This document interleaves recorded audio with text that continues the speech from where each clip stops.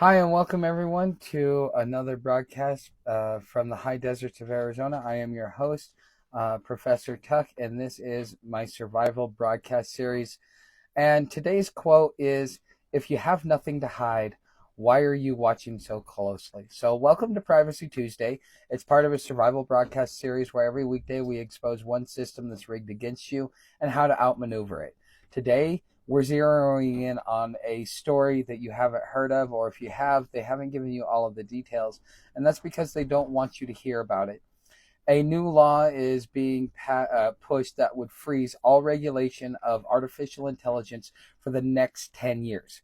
So there's not going to be any oversight, no accountability, no rules, just a full decade of unchecked development. On the surface, it's being marketed as a way to promote innovation, but under the hood, it's a firewall. It is designed to protect AI-powered surveillance systems from scrutiny, lawsuits, and constitutional challenges. And for the next 10 years, they want the freedom to build the infrastructure of an AI dystopia, and they're using your silence as permission. This is more than just data.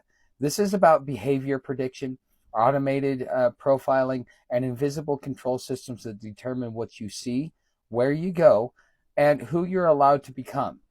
If you thought surveillance was bad before, this is a green light for total digital domination. So today we're going to break it down. What this moratorium really means, how it rewrites the Fourth Amendment without a vote, and why it accelerates the growth of the surveillance state, and finally what you can do to fight back before it's too late. And I'm going to answer that last question here real quick.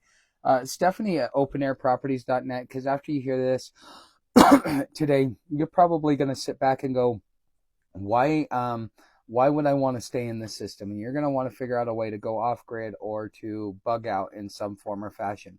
If you're looking for off grid land in Arizona, Arkansas, or Colorado, all the way through the 4th of July weekend, Stephanie at openairproperties.net has a special running. This up until the 4th of July, it will be a $249 document fee. There is no deposit. And then you can, for land here in Arizona, you can pick your payment. It can be as much or as little as you want. The bare minimum here in Arizona and Colorado is $136. That includes the property tax plus the processing fee that you pay every month. Or if you are in Arkansas, it's $86 is the lowest you can go. So if you're looking for affordable land that you can get into, no, it doesn't mean that the property comes in at less. What she's doing is working with your payments so that you can make sure to make your payments on time and own your land, because she wants to make sure that you are a happy individual. When you accomplish your goals, it helps her accomplish her goals. So if you're looking for land in Arizona, Colorado, or Arkansas, you should definitely call Stephanie at openairproperties.net and let her know that Friar Tuck sent you. If you reach out to her after the broadcast, there is still a promo code that you can use to get $50 off of your deposit, and you just use the promo code Friar Tuck. So anyways, let's get back into the show, because if they can monitor everything, they can manipulate anything, including you. So let's get into it. And before we dive in, let me remind you of something Benjamin Franklin first warned us about centuries ago.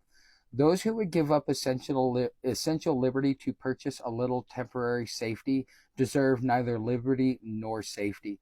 This warning wasn't meant for some future war zone or a foreign regime. It was meant for moments like this, because what's being proposed right now, this so-called 10-year pause on AI regulation, it's not about safety. It's about control. And if we give up our freedom now in exchange for a false sense of innovation and protection, we don't just lose our privacy, we lose our grip on what it means to live in a free society. So let's get into the truth, and here's what's really happening and why you should care. The most dangerous thing about the surveillance state is that it doesn't look like a surveillance state. It looks like your phone, your thermostat, your car, and your friend list. So let's ask ourselves something, and let's be honest with ourselves. Do we really know what happens to our data after we click I agree? Do we really know, or do we actually believe that your location isn't being tracked in real time? And do we actually think artificial intelligence is still some futuristic tool that only tech companies or sci-fi movies care about? If so, you're already years behind. And it's not your fault, it is by design. Because while you've been living your life, working, raising kids, trying to keep up with the rent and gas prices, a new kind of control grid has been quietly built around you. One that doesn't use fences or fingerprint ink. It uses algorithms, phone signals, cloud servers, and AI models that know more about you than you know about yourself. And thanks to a new proposed law, a 10-year moratorium on AI regulation, the government is about to legalize its silence. For a decade, they want to guarantee that no one can touch these systems. They can't regulate them, they cannot audit them, and they cannot even expose them for what they really are. So today, I'm going to show you what you're not being told and why the next 10 years could be the most dangerous decade for your personal American freedom in American history. So let's cut the sci-fi crap. When most people hear AI, they might imagine robots, ChatGPT, or self-driving cars. But that's the distraction. The real power of artificial intelligence is its ability to analyze you at scale, constantly, quietly, and with zero oversight. Right now, without your permission, this is currently happening today, AI is collecting and analyzing your location through GPS, Wi-Fi, Bluetooth, and app data. They're monitoring your voice and tone from phone calls, smart assistants, and customer service recordings. They are recording your face via security cams, social media posts, and photo tags. Your purchases are being scanned through credit cards, store loyalty apps, and browser tracking. Your politics, your religion, your sexuality, your health, and your emotional state. Even when you go to the doctor, they're figuring out ways to get into that data as well. That's what's so scary about this moratorium. Is just imagine if you go see a psychologist.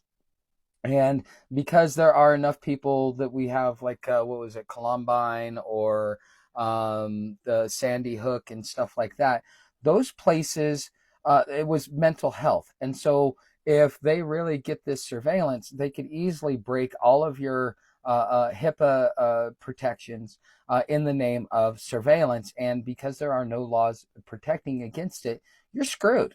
So this is happening every single day, and you have no idea who has access to that data, how long they're keeping it, or what conclusions they're drawing about you behind the scenes. And it gets even worse because the government isn't just passively watching it happen, they're actively participating in it.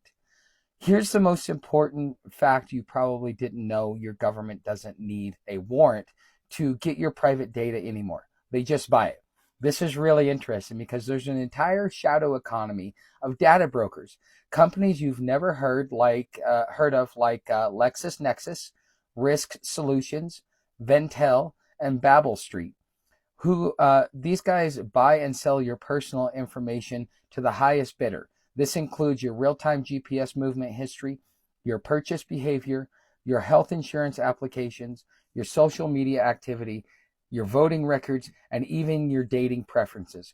And guess who's the biggest customers are? The Department of Homeland Security, ICE, local police, fusion centers, private contractors for the NSA, CIA, and Pentagon. They don't need warrants. They don't need court orders. There's no Fourth Amendment protections. Just a credit card, a data feed, and your digital soul. And you've probably never heard of them. And that's the point. There are around 80 fusion centers in the U.S., and each is acting as a regional hub where federal agencies like the FBI, DHS, NSA, local law enforcement, private tech contractors, and commercial surveillance firms all share and merge data in real time. They operate under vague mandates like counterterrorism or public safety, but in reality, they've been used to track activists and protesters, flag welfare recipients for investigation, monitor political speech on Twitter and Facebook, conduct predictive policing based on AI-generated risk scores, and fusion centers are where your public life and private data are fused into a behavioral model, run through an algorithm, and sent off to whoever is watching. And now, thanks to this proposed 10-year moratorium, we're about to give those centers 10 years of untouchable power. No rules, no new oversight, just silence. So let's talk about this bill. Okay, this is the one that's being sold to the public as a pause for innovation. It's actually part of Donald Trump's big, beautiful bill. And it sounds harmless, right? A pause, a breather, a little time for tech companies to figure things out. But it's not that. What this bill actually does is prohibit any federal agency from introducing new regulations, oversight, or enforcement mechanisms related to AI for 10 years. The Department of Justice can't investigate AI discrimination. The FTC cannot prosecute data abuse. The FCC can't regulate voice print surveillance. The Congress can't impose transparency laws on law enforcement's use of AI. It's a complete freeze, not on the use of AI, but on the governance of AI. So the people who are building the tools that monitor you, profile you, and flag you as suspicious or decide your credit score, they get to keep going unchecked for an entire decade. Let that sink in. That's not a pause. That's a protection racket. Now, let's deal with the pushback. The government will tell you, well, if you're in the public, you do not have a reasonable expectation of privacy.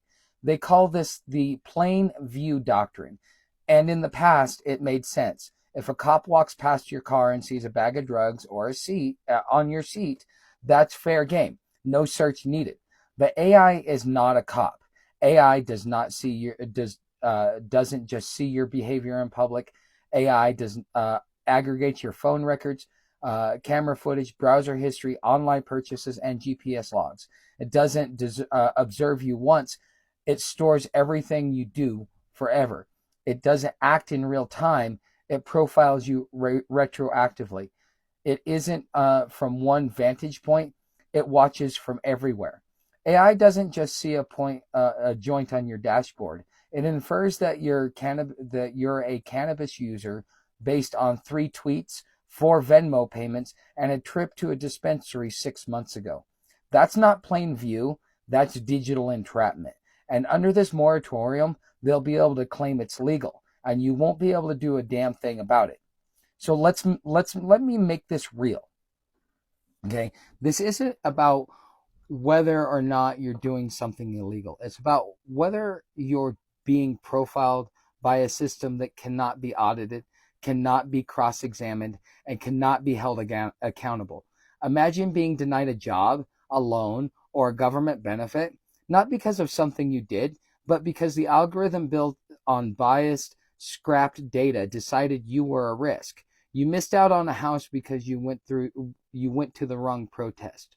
You were flagged for investigation because your ex tagged you in a photo at a rally. You're put on a no-fly list because your friend posted something anti-establishment. You'll never get a call. You'll never see a form. You'll just be silently rejected, and you won't even know why. Think of Tulsi Gabbard, and that's exactly what this moratorium protects, is the system that went after her. So here's the real problem. Once the infrastructure is in place, it becomes permanent. Just like the TSA, just like the Patriot Act, just like asset forfeiture laws. They'll never roll this stuff back. And if we let 10 years go by without a single new restriction or regulation, it will become normal. We will have handed over our most private parts of our lives, our minds, our faces, our intentions, to a system we're not even allowed to see. And then resistance will no longer be an option. Most Americans are not stupid. They're busy. They're exhausted. And they've been trained to believe that if something was really bad, somebody would have told them. Well, now someone is. This is that moment. This is your line in the sand. Because after this, you don't get to say, I didn't know. You only get to say, I did nothing. The plain view doctrine is